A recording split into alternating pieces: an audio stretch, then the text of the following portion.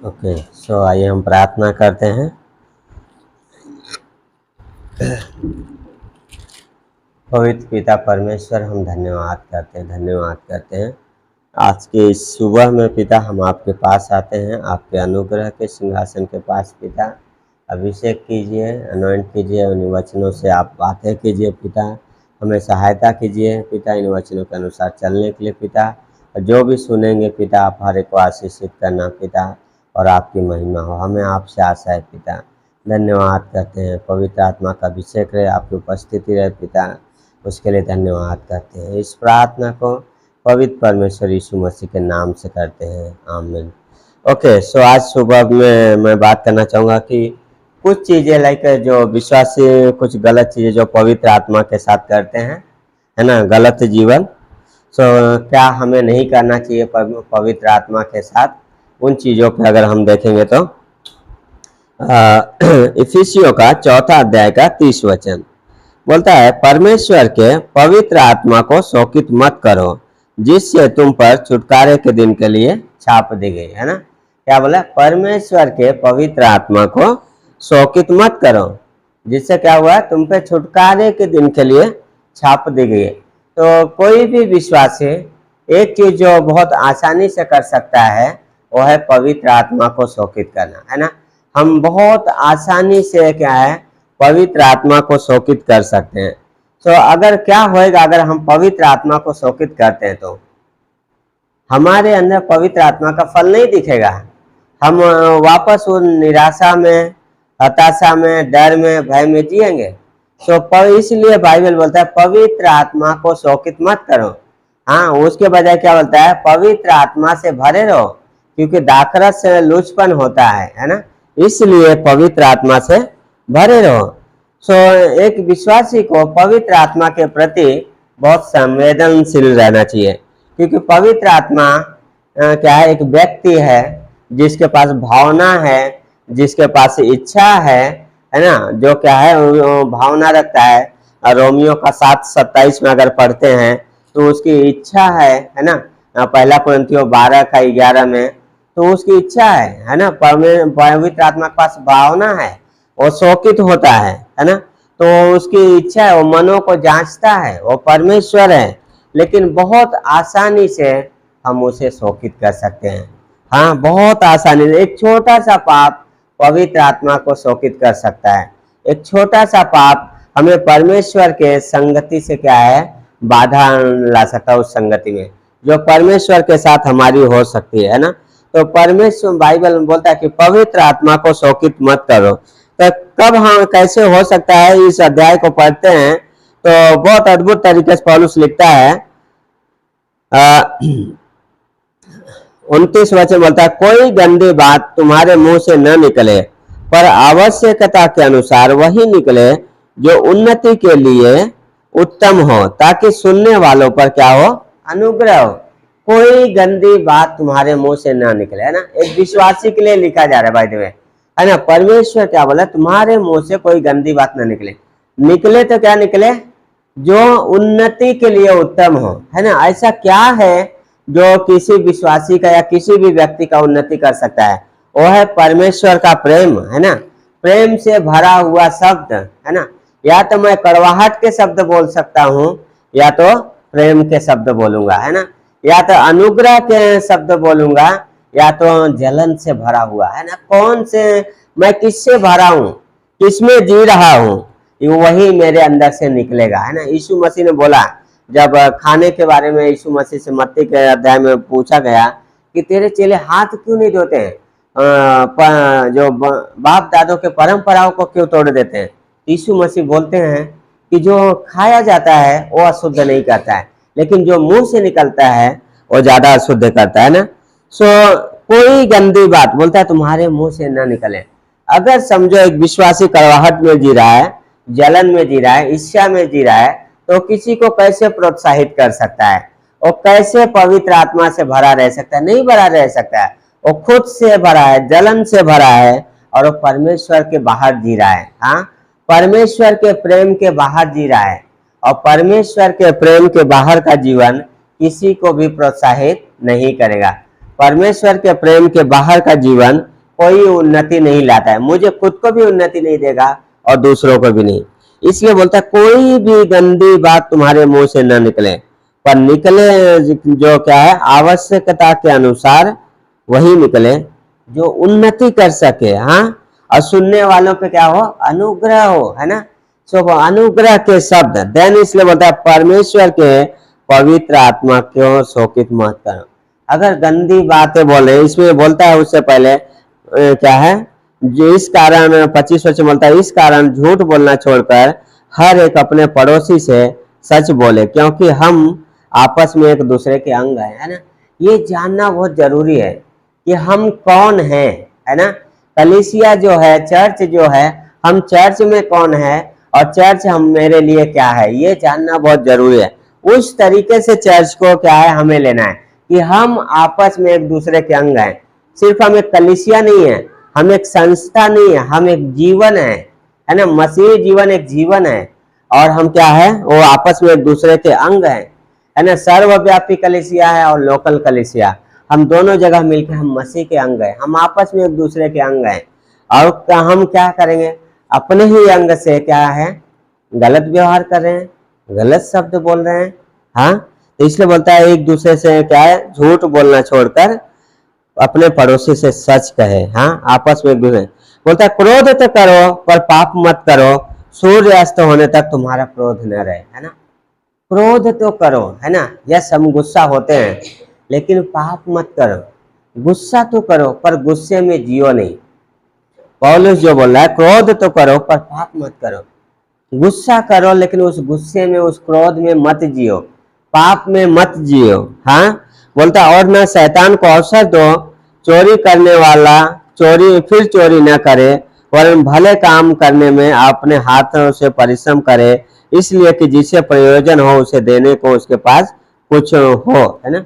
सो बहुत आसान है कि हम झूठ बोलने के द्वारा, क्रोध करने के द्वारा, पाप के द्वारा पवित्र आत्मा को शोकित कर दे।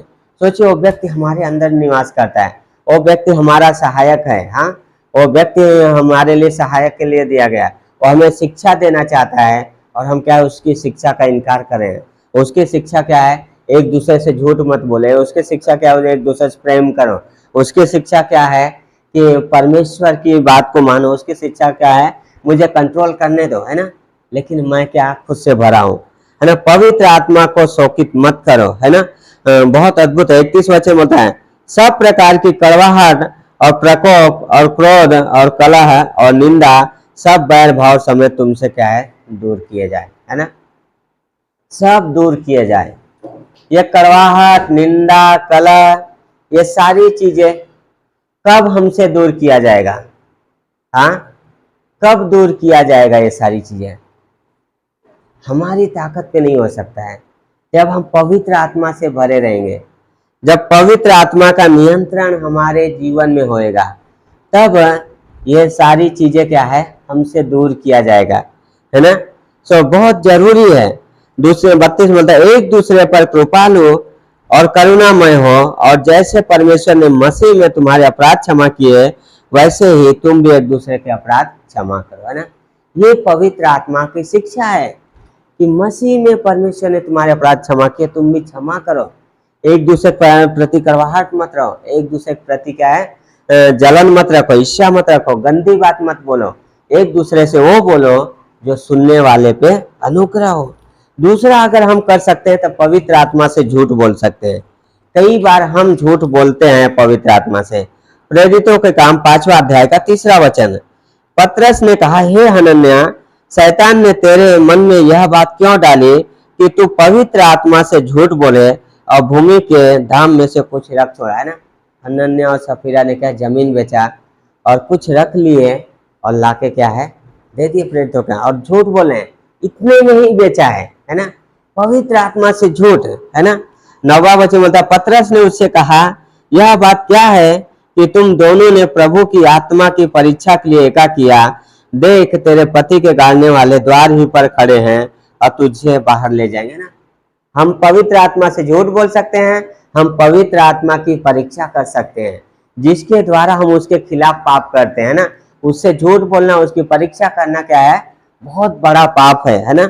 वो परमेश्वर हमारे साथ है, वो अनंत का आत्मा है। हाँ, वो मनों का जांचने वाला है, वो सब कुछ ही जानता है। इसलिए पतरस बोला है कि क्या है, तेरे पति के गाड़ने वाले बाहर ही खड़े तुझे लेके जाएंगे ना। कितना अद्भुत है कि कब हम पवित्र आत्मा से झूठ बोलते हैं। बाय द वे, पवित्र आत्मा कई बार हमें कुछ चीजों में निरुत्तर करता है। जब हम पाप करते हैं या गलत शब्द उपयोग करते कुछ करते हैं तो हमारे मनों में उसकी धीमी सी आवाज आती है और हम बोलते हैं नहीं, हम राइट हैं, प्रभु हम राइट हैं, है ना। हम उसकी नहीं सुनते हैं, हम उससे झूठ बोलते हैं। पवित्र आत्मा हमें निरुत्तर करता है कि तुम पाप किए, हम क्या है, सहमत नहीं होते हैं और उस पाप में जीते हैं। पहला यूहन्ना 1:9 वही बोलता है कि जब तुम्हें क्या है, 1:9, जब हम अपने पाप और अपराधों को मान लेते हैं तो क्षमा करने में विश्वास योग्य और धर्मी है। वो परमेश्वर है, वो धर्मी है, क्षमा करने में वो निरुत्तर करता है, वो हमारे पापों को दिखाता है। लेकिन हम क्या है, उसे झूठ बोलते हैं, हम उसकी परीक्षा करते हैं। हाँ, ठीक है, कैसे? इसलिए हमारा क्या है, आत्मिक ग्रोथ नहीं हो पाता है। यीशु मसीह ने क्या बोला, जब वह अर्थात सत्य का आत्मा आएगा तो तुम्हें सब मेरी बातें सिखाएगा, है ना। बाहर से नहीं सिखाएगा, संसार से नहीं सिखाएगा, मेरी बातें सिखाएगा, है ना। पवित्र आत्मा से भरे रहो, उसके लिए क्या है, इन वचनों पे मन लगाए रहना है, इन वचनों को मनन करते रहना है, दिन भर इन वचनों को लेके चलना है ना। वचन से भरे रहना मतलब पवित्र आत्मा से भरे रहना है। वचन के साथ संगति मतलब पवित्र आत्मा से भरे रहना है ना। यीशु के साथ संगति मतलब वचन के साथ संगति, है ना। उस परमेश्वर के साथ संगति अगर हम वचन से नहीं कर रहे हैं तो नहीं कर रहे हैं। हाँ, सो बहुत अद्भुत है कि हमें क्या क्या है, हम झूठ बोल सकते हैं उसके साथ, हम उसकी परीक्षा करते हैं, लेकिन हमें ये चीजें नहीं करना है क्योंकि वो परमेश्वर है, वो सारी चीजें जानता है। मत्ती का 12:31 हम पवित्र आत्मा से क्या है, निंदा कर सकते हैं। इसलिए मैं तुमसे कहता हूं कि मनुष्य का सब प्रकार का पाप और निंदा क्षमा की जाएगी, परंतु पवित्र आत्मा की निंदा क्षमा न की जाएगी, है ना। मत्ती के 12 में व्यक्ति ने यीशु मसीह दुष्ट आत्मा ग्रसित व्यक्ति को चंगाई दिए और लोग क्या बोले, ये तो बालजबूर की सहायता से कर रहा है। यीशु मसीह क्या बोले, मनुष्य के खिलाफ भी पाप क्षमा की जाएगी, परंतु पवित्र आत्मा की निंदा इस लोक में न आने वाले लोग में क्षमा नहीं की जाएगी, क्योंकि पवित्र आत्मा, हम उसकी निंदा कर सकते हैं, उसके खिलाफ पाप कर सकते हैं। हाँ, सोचिए, वो व्यक्ति हमारे साथ है, वो हमारा सहायक है, लेकिन हम क्या है, उसकी सहायता लेने के बजाय, हम उसको सबमिट करने के बजाय हम उसकी परीक्षा कर सकते हैं, उसे शोकित कर सकते हैं, उसे क्या है, परख सुनते हैं या उसकी निंदा करते हैं। हम क्या कर रहे हैं, कैसा हमारा उसके साथ रिलेशन है। डॉक्टर स्टीवन ने एक बुकलेट लिखा है कि तुम्हारा पवित्र आत्मा के साथ संबंध कैसा है।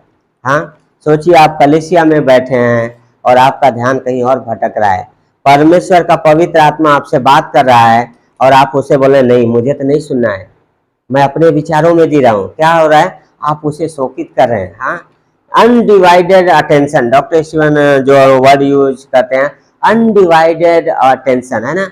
बिना बटा हुआ ध्यान पुलपिट को देना, परमेश्वर की सुनना, उसे तैयार होके तैयार मन से क्या है, उसकी सुनना, तब जाके वो हमसे बातें करता है ना।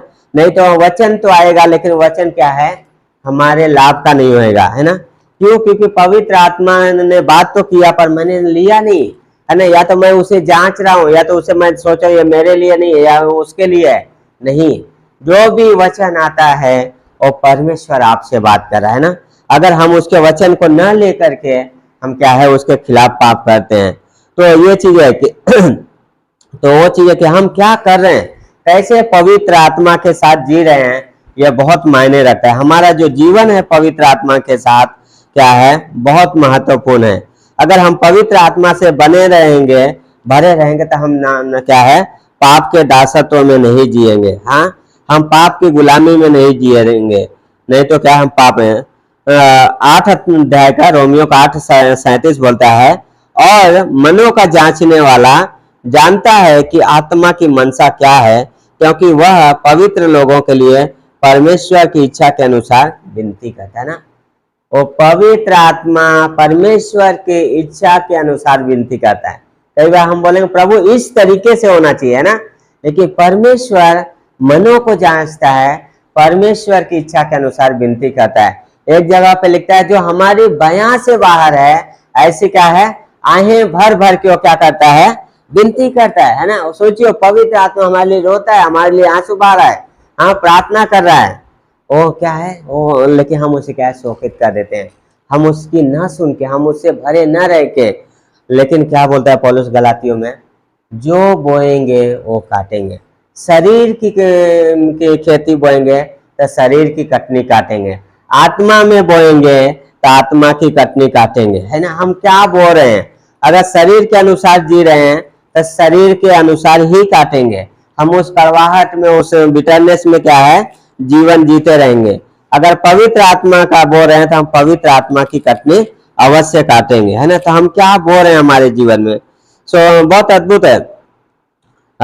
कुछ वचन पढ़ें गलातियों का 5वें अध्याय से, बोलता है 13 वचन बोलता है, हे भाइयों तुम स्वतंत्र होने के लिए बुलाए गए हो, परंतु ऐसा न हो कि यह स्वतंत्रता शारीरिक कामों के लिए अवसर बने, वरन प्रेम से एक दूसरे के दास बनो, है ना।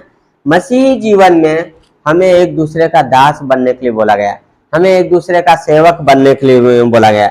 जब हम परमेश्वर की सेवा करते हैं तभी हम दूसरों की सेवा कर पाते हैं, और दूसरों की सेवा करने के द्वारा हम परमेश्वर को दिखाते हैं, यस प्रभु हम क्या है तेरी सेवा करें ना।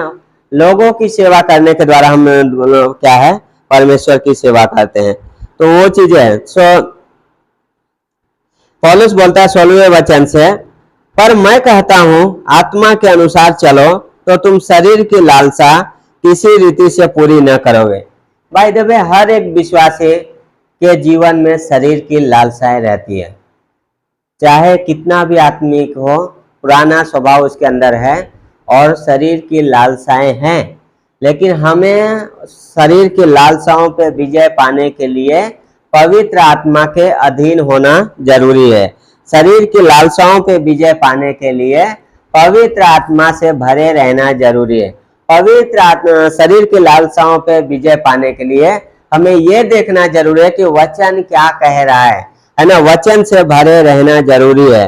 बोलता है क्योंकि शरीर आत्मा के विरोध में और आत्मा शरीर के विरोध में लालसा करता है, और ये एक दूसरे के विरोधी हैं और हैं, इसलिए कि जो तुम करना चाहते हो वह न करने पाओ ना। शरीर अपनी ओर खींचता है विश्वासी को और पवित्र आत्मा अपनी ओर, लेकिन हमारा चुनाव होता है कि हम किसकी सुन रहे हैं, क्या शरीर में जा रहे हैं या पवित्र आत्मा की ओर, है ना। एक पास्टर स्टीवन लूनिस ने एक उदाहरण दिया था कि एक व्यक्ति के पास 2 कुत्ते थे, एक ब्लैक एक व्हाइट, है ना। सो जिस कुत्ते को ब्लैक कुत्ते को ज्यादा खिला रहे थे तो वो क्या है व्हाइट पे हमेशा सफेद पे क्या है विजय पाता था। जब व्हाइट को ज्यादा खिला रहे हैं तो ब्लैक पे विजय पाया था। हम किसको खिला रहे हैं, हम पवित्र आत्मा से भरे हैं तो शरीर की लालसा पूरी नहीं करेंगे, शरीर के कामों को पूरी नहीं करेंगे, संसार की रीति पे नहीं जिएंगे। पवित्र आत्मा से भरे हैं तो हम क्या है विजयशील जीवन जिएंगे, परमेश्वर की आराधना करेंगे, परमेश्वर के अनुसार जीवन जिएंगे, है ना। तो हम किसे खिला रहे हैं, व्हाइट को या ब्लैक को, पवित्र आत्मा को या पुराने पापी स्वभाव को, है ना। दोनों एक दूसरे के विरोधी हैं, लेकिन चुनाव विश्वासी के जीवन में है ना। चुनाव परमेश्वर ने हमें दिया है ना। सो ये चीजें हमें ध्यान रखना बहुत जरूरी है। 18 वचन बोलता है, और यदि तुम आत्मा के चला चलते हो तो व्यवस्था के अधीन नहीं, है ना। हम किसके अधीन हैं, आत्मा के अनुसार या व्यवस्था के अधीन, है ना। या तो संसार की व्यवस्था पे या खुद की व्यवस्था पे, खुद के नियमों पे, या मैं पवित्र आत्मा के अनुसार चलाऊं, या मैं परमेश्वर को अधीनता में चलाऊं, या परमेश्वर को समर्पित कराऊं। हर विश्वासी किसी न किसी के अधीन चलता है, किसी न किसी के अधीन रहता है। या तो पवित्र आत्मा के अधीन रहेगा, पवित्र आत्मा को सबमिट करेगा, या तो खुद के स्वभाव को या संसार के ढांचे में ढल जाएगा, है ना। चुनाव हमारे ऊपर होता है और हम चुनाव करते हैं और उसमें विश्वासी चलते हैं। लेकिन बाइबल बोलता है कि आत्मा के अनुसार चलो तो शरीर की लालसा पूरी नहीं करने पाओगे, है ना। एक दूसरे के विरोधी हैं। आत्मा के अनुसार चलो, व्यवस्था के अधीन नहीं रहोगे। 19 बोलता है शरीर के काम तो प्रकट हैं, अर्थात जो शरीर के काम हैं बहुत आसान है पहचानना। प्रकट है, क्या बोल रहा है? अर्थात व्याभिचार है ना, मनों में व्याभिचार किया जाता है। आज लोग क्या है, बहुत सारे लोग क्या है, या शादीशुदा जीवन में क्या है, या जैसे भी लोग क्या है, कई बार बहुत सारे रिलेशन नहीं होते लेकिन मनों में बहुत सारे व्याभिचार चलते हैं ना। सो इन मनों में पवित्रता बहुत जरूरी है ना। सो व्याभिचार, गंदे काम, लूचपन, मूर्ति पूजा, टोना और झगड़ा, ईर्ष्या, क्रोध, विरोध, फूट, विधर्म, डाह, मतवालापन, लीला क्रीड़ा और इनके जैसे और भी काम है ना। हम धमतरी में बोल लेते हैं कि हर व्यक्ति के अंदर कोई ना कोई मूर्ति है। कई बार विश्वासी मूर्ति पूजा नहीं करने जाता है, लेकिन किसी न किसी की मूर्ति पूजा वो करता है। मैं किसे ज़्यादा ऑनर दे रहा हूँ, मैं जिसकी आराधना करता हूँ वो मेरे लिए मूर्ति पूजा हो जाता है ना। मैं किस पे ज़्यादा ध्यान दे रहा हूँ, है ना?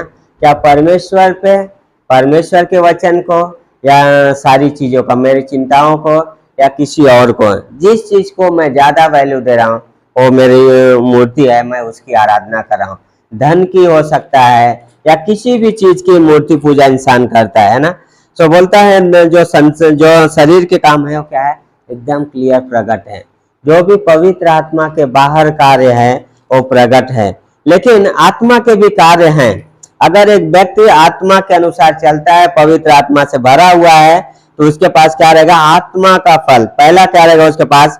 प्रेम है, उसके पास शांति है, धीरज है, कृपा है, विश्वास है, नम्रता है, संयम है। ऐसे ऐसे कामों के विरोध में कोई व्यवस्था नहीं है ना। प्रेम के विरोध में कोई व्यवस्था नहीं है, धीरज के विरोध में कोई व्यवस्था है, नम्रता के लिए कोई व्यवस्था नहीं है। हाँ, तो ये पवित्र आत्मा का फल है जिसके लिए कोई व्यवस्था नहीं है। हाँ, बहुत अद्भुत है कि हम क्या है, इन चीजों में जिए। बोलता है 24 में, और जो मसीह यीशु के हैं उन्होंने शरीर को उसकी लालसाओं और अभिलाषाओं समेत क्रूस पर चढ़ा दिया है। जो यीशु मसीह के क्या है, शरीर को, उसकी लालसाओं को, अभिलाषाओं को क्रूस पर चढ़ा दिया है ना। या तो मैं कैरी करता हूँ या तो मैं क्रूस पे चढ़ा दूं, है ना। दो चीजें हैं। विश्वासी हो के भी हो सकता है मैं क्या है, उन चीजों में, गलत कामों में, है ना, व्याभिचार में, गंदे काम, मूर्ति पूजा, ये सारी चीजों में जो, या तो शरीर के जो काम है प्रभु ये रहा सौंप देना, है ना। जब हम सौंप देते हैं तो हम पवित्र आत्मा के अनुसार चलते हैं और उसके जो मसीह के हैं उसके खिलाफ में कोई व्यवस्था नहीं, कोई दंड की आज्ञा नहीं। वहां पे क्या है? प्रेम है। हाँ, वहां पे शांति है, वहां पे धीरज है, वहां पे क्या है? संयम है, नम्रता है ना। बहुत अद्भुत है। और जब ये चीजें होता है तो वहां पे उन्नति होता है ना, आत्मिक उन्नति होता है, परमेश्वर को महिमा मिलता है और परमेश्वर की आराधना करते हैं। तो हम कैसे पवित्र आत्मा के साथ जी रहे हैं? क्या मैं उसे शोकित कर रहा हूँ या मैं उसे की सुन रहा हूँ? हाँ, क्या मैं उसको परख रहा हूँ या उसको मैं समर्पित कर रहा हूँ, है ना। क्या मैं उसकी परीक्षा कर रहा हूँ या मैं उससे प्रार्थना कर रहा हूँ, प्रभु आप हेल्प करो, है ना। क्या मैं उसके कामों की निंदा कर रहा हूँ या मैं उसकी बड़ाई कर रहा हूँ, धन्यवाद प्रभु जो तूने किया, है ना। हम कुछ तो उसके साथ करते हैं, है ना, कुछ तो करते हैं। या तो आराधना करेंगे या मैं उसकी परीक्षा करेंगे, उसकी निंदा करेंगे, है ना। हम कुछ ना कुछ हर दिन पवित्र आत्मा के साथ करते हैं। और कैसा हम पवित्र आत्मा के साथ जीते हैं वो क्या है, हमारे जीवन में इफेक्ट पड़ता है। अगर हम उसे सबमिट नहीं कर रहे हैं तो हम क्या है, पवित्र आत्मा से भरे नहीं है ना। तो बहुत जरूरी है कि हम पवित्र आत्मा से भरे रहें। और पौलुस वहां पे बोलता है परमेश्वर के पवित्र आत्मा को शोकित मत करो, है ना, है ना। सब प्रकार की कड़वाहट और प्रकोप और क्रोध और कला और निंदा सब बैर भाव समेत तुमसे क्या है, दूर किया जाए, है ना। उस क्रूस पे डाल देना, है ना। पौलुस बोलता है गलातियों 2:20 में, अब मैं जीवित नहीं रहा, मसीह यीशु मुझ में जीवित है। मैं जो जीवित हूँ तो उस विश्वास से जो परमेश्वर के पुत्र पे है ना। वाह, बहुत अद्भुत है कि अब मैं जीवित नहीं रहा, मसीह यीशु मुझ में जीवित है, मैं पवित्र आत्मा से भरा हूँ, है ना, मैं पवित्र आत्मा के अधीन हूँ और पवित्र आत्मा के उस शांति में, उस प्रेम में क्या है, जी रहा हूँ, है ना। और कब होता है, जब मैं इस वचन से भरा होता हूँ, जब इस वचन को मैं लेके चलता हूँ। इसलिए पौलुस बोलता है मसीह के वचन को अपने हृदय में अधिकाई से बसने दो, है ना, अधिकाई से बसने दो, मसीह के वचन को बसने दो। और यीशु मसीह ने क्या बोला, जब वह अर्थात सत्य का आत्मा आएगा तो तुम्हें क्या करेगा, सारी बातें मेरी सिखाएगा, है ना, एक दो नहीं, सभी बातें वो सिखाएगा। हाँ, वो अपनी ओर से नहीं करेगा, मेरे वचनों में से लेगा और तुम्हें क्या करेगा, सिखाएगा, है ना। सो कब सिखाएगा, जब हम नम्र होते उसके सामने, जब हम उससे अधीन होते, जब हम उसकी आवाज को सुनने के लिए तैयार होते हैं। हाँ, जब उसकी आवाज, जब वो बोलता है बेटा ये पाप है, और हम बोलते हैं यस प्रभु मैं समर्पित कर रहा हूँ, और परमेश्वर क्या बोलता है, तेरे पाप क्षमा हुए, है ना। नातान नबी ने दाऊद को जब बताया कि तूने वो पाप किया है, जब बत्सीबा से के साथ व्यभिचार किया, तो दाऊद ने को जब पता चला तो दाऊद ने कुछ नहीं बोला, एक यस मैंने परमेश्वर के खिलाफ पाप किया है। और नातान क्या बोलता है, तू नहीं मरेगा। यस, दाऊद मरा, पाप का परिणाम है, लेकिन अगर हम समर्पित करते हैं, अधीन हो जाते हैं, तो क्या है, परमेश्वर के पास क्षमा है। यीशु मसीह का लहू हर एक पापों और अपराधों को क्षमा करने में विश्वास योग्य लहू है। ऐसा कोई पाप नहीं है जो यीशु मसीह के लहू से धोया न जा सके। हाँ, ऐसा कोई पाप नहीं है जो धोया न जा सके। यीशु मसीह हर एक पाप को क्षमा करने में सक्षम है। यीशु मसीह हर तरीके के कड़वाहट को दूर करने में सक्षम है, जब हम इस वचन को लेते हैं। यह सिर्फ वचन नहीं है, यह वचन क्या है, यीशु मसीह है। और इस वचन से यीशु मसीह को क्या बोलता है, अधिकाई से बसने दो, उस पवित्र आत्मा को शोकित मत करो। हाँ, जब इस वचन को लेते हैं तो हमें पता चलता है परमेश्वर की इच्छा क्या है ना। पवित्र आत्मा कैसे हमारे लिए निवेदन करता है, परमेश्वर की इच्छा के अनुसार। जब इस वचन को हम लेते हैं, हमें पता चलता है मैं कौन हूँ। हाँ, पौलुस बोलता है तुम अपने नहीं हो। ये कहाँ पता चलता है हम कौन है, इस वचन में। इस वचन पता चलता है कि परमेश्वर ने हमें पवित्र आत्मा दिया, एक सहायक दिया है जो मेरे लिए प्रार्थना करता है। इस वचन पता चलता है परमेश्वर ने मेरे लिए क्या किया है। इस वचन से पता चलता है परमेश्वर की इच्छा क्या है। हाँ, इसलिए इस वचन से भरे रहने की जरूरत है, और वो परमेश्वर मेरी सहायता करने के लिए तैयार है। तो मैं किस में जी रहा हूँ, कैसा जी रहा हूँ पवित्र आत्मा के साथ, ये हमारे लिए चुनाव है ना। साउल के बारे में जब देखते हैं तो साउल सेल्फ सेंटर लाइफ को जिया, हमेशा खुद से भरा रहा, है ना, कड़वाहट से, मैं मेरा राज, आखिर में खत्म हो गया।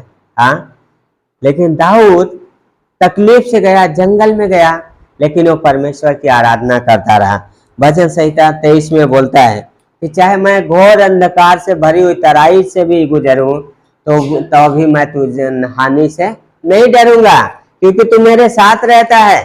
हाँ, दाऊद बोला मैं जाऊंगा कठिनाइयों से, पर परमेश्वर तू मेरे साथ रहता है, इसलिए मैं हानि से नहीं डरूंगा, मेरा कुछ हानि नहीं होगा। मैं तकलीफों से जाऊंगा पर हानि नहीं होगा, है ना, क्योंकि वो पवित्र आत्मा की उपस्थिति है ना, जो हमें हानि से बचाता है। वो पवित्र आत्मा है जो हमें प्रोटेक्ट करता है, वो मेरे साथ रहता है ना। तो बहुत जरूरी है कि हम उससे भरे रहें और इसकी आराधना में जीवन बिताएं। दाऊद का लाइफ देखते हैं, बहुत सारी चीजों से गया, लेकिन उसके लाइफ में क्या था, आराधना था, है ना। विश्वासी के जीवन में जब ट्रायल्स और टेम्पटेशन आता है तो समय है कि हम आराधना करें परमेश्वर की। वो समय है कि हम प्रार्थना में जीवन बिताएं। वो समय है कि हम परमेश्वर को खोजें। वो समय है कि हम ये देखें परमेश्वर की इच्छा क्या है, ना कि उससे दूर भागना, है ना। ट्रायल्स और टेम्पटेशंस आएंगे, लेकिन वो हमारे में क्या है, आराधना करना है ना, परमेश्वर की खोज करनी है, उसकी इच्छा की खोज करनी है, पवित्र आत्मा से भरे रहना, है ना। बहुत अद्भुत है, परमेश्वर की इच्छा है क्या है, हम पवित्र आत्मा से भरे रहें, हम उसकी आराधना करें, हम उसकी सुने, है ना, उसके वचन से भरे रहें, है ना। बहुत अद्भुत है, हम कैसा उसके साथ कर रहे हैं, क्या उसकी निंदा कर रहे हैं या उसकी आराधना कर रहे हैं, है ना। हमारे हाथ में चुनाव है कि हम क्या कर रहे हैं पवित्र आत्मा के साथ, है ना। बहुत अद्भुत है। आमीन। आइए प्रार्थना करते हैं। प्रभु जी हम धन्यवाद करते हैं पिता आज के इस दिन के लिए, इस समय के लिए पिता। धन्यवाद करते हैं पिता परमेश्वर, जो भी हमने गलती किया, पाप किया, पवित्र आत्मा को शोकित किया पिता, क्षमा कीजिए पिता, अगुवाई कीजिए पिता, आप हमसे बातें कीजिए पिता परमेश्वर। धन्यवाद करते हैं प्रभु जी सहायता कीजिए कि हम पवित्र आत्मा से भरे रहें पिता, और आपकी सामर्थ और आपकी उपस्थिति में चलें पिता। धन्यवाद करते हैं पिता। Hallelujah, hallelujah. यदि आप इस वीडियो को देख रहे हैं और आप उद्धार में नहीं हैं, तो आप यीशु मसीह पे विश्वास कर सकते हैं और बोलिएगा, यीशु मैं आप पे विश्वास करता हूँ, मेरे पापों को क्षमा करो। छोटी सी प्रार्थना आपकी जीवन बदल सकती है। धन्यवाद करते हैं पिता, अभी तक आपने संभाला, आगे भी संभालिए और अगुवाई कीजिए। धन्यवाद करते हैं, धन्यवाद करते हैं। यीशु मसीह के नाम से प्रार्थना करते हैं, आमीन, आमीन।